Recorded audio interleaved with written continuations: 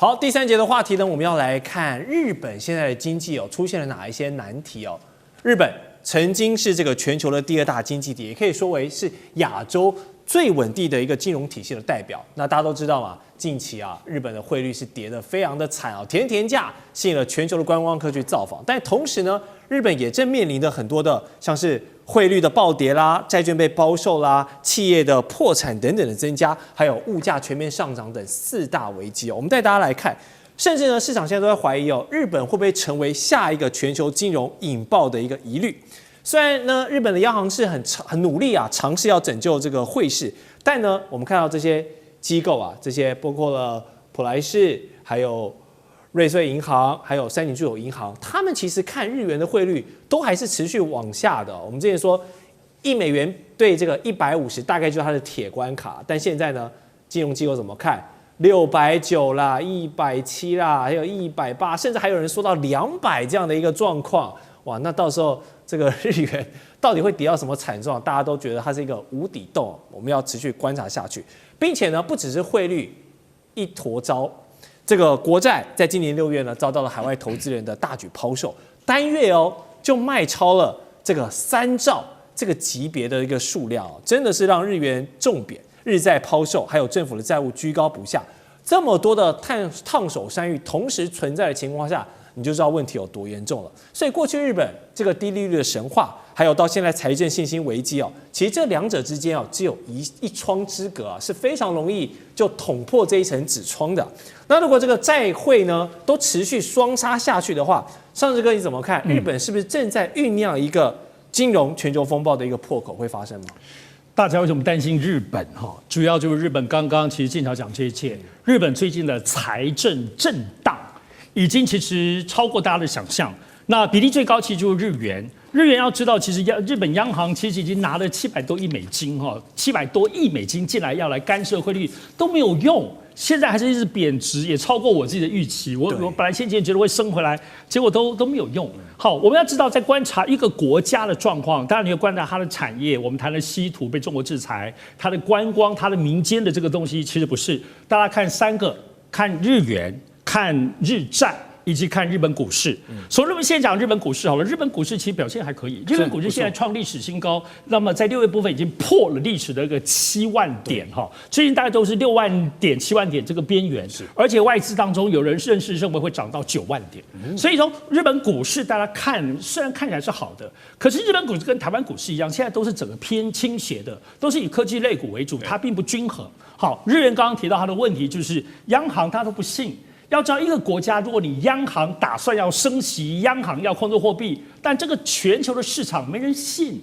你做的东西大家觉得没有用，而且你现在到底要不要升息，各方面虽然略的升息，接下来呢都知道要放鹰会升息，可是大家都不信，所以日元继续贬值和差那么多，所以他会怎么办？所以第二个部分是日本政府。高市早苗政府现在它的举债超过想象。我讲一件事情，日本现在最近在发债，7月2号才刚刚要发这个10年的国债，因为他们要花的钱实在太多了。10年国债因为短期，那么它的利息大家比较愿意买，长的20年、30年、4年没有人要买了特别像日本，你又欠那么多债务，日本的债务国债已经高达1343.8兆日元，然后每年他们的税入1/4要来的还债。好，所以日本现在7月2号发债也没人要。于是呢，可是你看看高市是什么概念？好，我盘点一下，算给大家听。首先呢，他自己本身在答应要给美国5500亿的投资，现在还是慢慢在塔。美国这个财政部长已经催他好几次，专程跑来，他还在那边拖。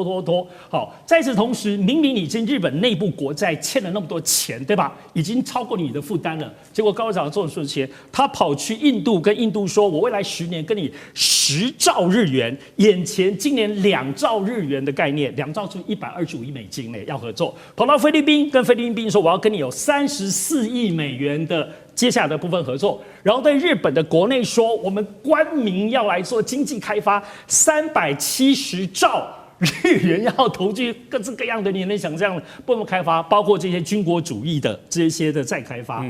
这就高市早苗上台之后，国际大撒钱，然后欠美国，然后国内要大撒钱，你觉得还能相信吗？所以日本的财政部、日本的央行现在大家都不信。所以呢，虽然日本股市现在是起来的好，那它的危机点在哪里？我觉得它的危机点是一旦日本的股市外资抛售，是，我觉得接下来如果外资抛售的时间点，因为 AI 或全世界的联动当中的时候，它就会使得日元、日本日债，还有包括日股都巨大震动的时候，我觉得日本可能虽然不是说经济坍塌，对，可是那个东西就失控了，而且这失控就会影响全球的金融，大家要特别接下来注意这一点哦，不要认为说好像有人喊到9万点，那么日本股就一路上去，现在状况跟台北股市一样，要居高思维。了解。好，刚才这个上次跟我们模拟了一下，如果股汇是三杀的情况呢，大家真的要特别注意，好不好？不过现在随着日元汇率持续的走贬啊，这个日本国内的观光啊倒是赚得风生水起啊。我们知道很多观光客去玩啊，甚至出现了这个阴阳菜单的状况。你拿中文或是你拿英文的菜单啊，价格是跟日文菜单不一样的这个双标的现象。但要知道，不是所有日本人家里都开餐厅卖抹茶冰淇淋啊。你那些做贸易进出口人怎么办？你这些中小企业现在成本这么大，他们承受了前所未有的压力。我们来看一个数据哦，根据东京商工的最新调查，在2025年的会计年度日本破产的企业数已经是达到了10505间了，这较前一年是增长3.6%到4%的，更写下了10多年来的一个新高纪录。所以很多的企业，大家看着这么多观光客来，但他们却只能倒闭他们吃不到这个红利啊。那过去呢，大家都认为说你日元贬值是有利出口啊。但现在是进口成本的暴增，企业的倒闭创新高，弱势的日元是不是已经从过去帮助日本经济的助力，反而现在已经变成一个包袱了，没有办法解决？接下来关厂、裁员、失业，这都是很严重的社会问题啊。黄店长，你有观察到这个问题，你觉得会扩大吗？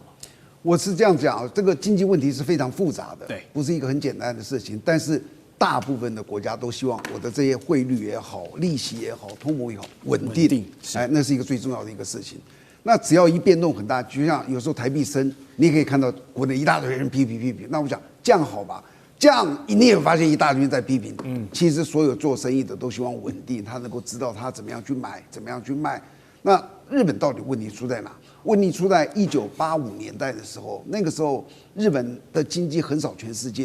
我那时候记得我在这个美国读书，那个教授讲说，全世界有10大银行7家是日本的，前3大全是日本，所以这么强大之下，在1985年这个广场协议就逼着他从241比240，像今天才最多说到200嘛，对，240哇升到120，那对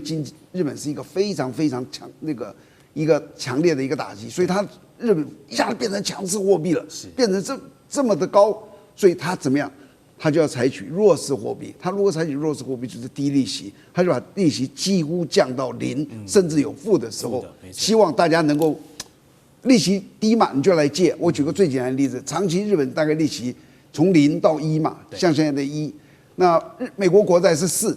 如果我是一个大的金融财团啊，我们什么事都不要做，我从日本借个相当于100亿美金的日元借。我付你1%的利息，我拿去买美国的这个国债，赚4%套利。我什么事都不要做，我1年就是3亿美金的收入。所以很多人这样做，但是这是不是日本希望的？当然不是，他希望能够恢复正常。所谓恢复正常的一个参考标准就是通膨，全世界大部分银行希望通膨是2%，那日本长期在很低哦。2020年日本的通膨是0，2021年日本的通膨是负0.2，它一直很低。那结果最近好了，最近好到这，2022是2.5、3.2、2.7、3.2，就是突然一下子变成正常了。所以最近他希望能够怎么样？能够提高他的利率，他希望他的利率跟全世界一样，不然你的利率特别高或特别低，对你影响很大。就他在提高的时候，很多人就发觉，哇，那我原来借你的钱去的，我赶快把你同利还，就一下日元就垮下去了。这是影响它最近一个最大的一个原因，但是这个的影响主要在中小型的叫做内需型的企业，大部分倒了，大型的跨国的目前都还可以撑得下去。那会不会影响很大？我觉得以日本的实力啊，我跟你讲，日本的经济实力还是很大的，造成一个巨大的一个叫做黑天鹅，几率不大。了解。好，但是现在日本的金融市场还是有一些考验在后面啊。最近呢，他们的政府就有一项要提出高达370兆日元的一个长期投资计划，就是要赶在现在热头上的 AI 发展、半导体、国防跟先进制造这样的一个长远愿景。但因为部分的融资设计是仰赖所谓的过桥国债，还有这个定义模糊的税外收入，这就埋下了很多的不稳定的因子哦。刚才我们黄健长有提到，过去这个广场协议造成的冲击啊，别忘了日本那个失落的10年，那可不是开玩笑的。很多人现在想到那件事情都还会怕。所以如果一旦黑天鹅真的出现了，经济垮掉了，东亚其他经济体是会一起下去，还是说，借由日本这个强大经济体的垮掉，其他人反而可以吃饱一点？赖老师，我觉得过去日本由于在全世界它的经济体排名第2，对啊，然后接的美国很近啊，所以它在亚洲是遥遥领先的情形下，日本的衰败对亚洲的影响冲击面很大，很大，就是你刚刚讲的30-40年以前它所发生的事情。是，可是现在不一样了，现在中国大陆的经济体在全世界排名第2，事实上平准购买力排名第1。是。日本也不过中国大陆的1/4不到啊，大概在1/5到1/4之间，也就是它就4万多亿美元左右啊。所以日本如果它的经济出现很严重的问题的话，我个人觉得对亚洲的经济有影响，但是不至于冲垮亚洲，因为中国大陆可以把亚洲的经济支撑起来。以目前来讲，大陆是整个亚洲所有国家的第1大贸易伙伴，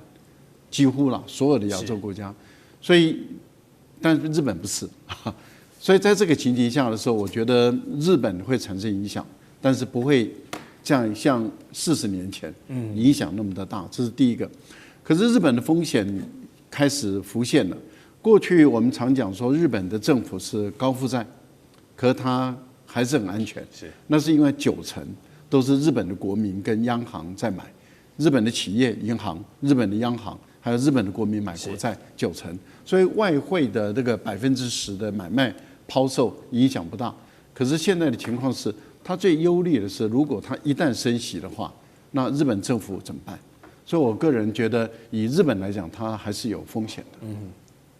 好，我们休息一下，待会再回到第4节最后一节的讨论。观众朋友们，我们要开会员频道啦！因应呢美中、中东还有印太的乱局，你看到的是新闻，我们看到的是背后谁在操控这个世界。加入会员可以取得独家视角的通行证，你将优先取得更深的观点判读，包括了核心真相分析、历史脉络拆解、局势推演逻辑。同时解锁会员勋章、优先互动权、问题解析、幕后花絮，支持我们制作高品质的影片。点击下方的加入键，一起成为战友吧！我们会员频道见。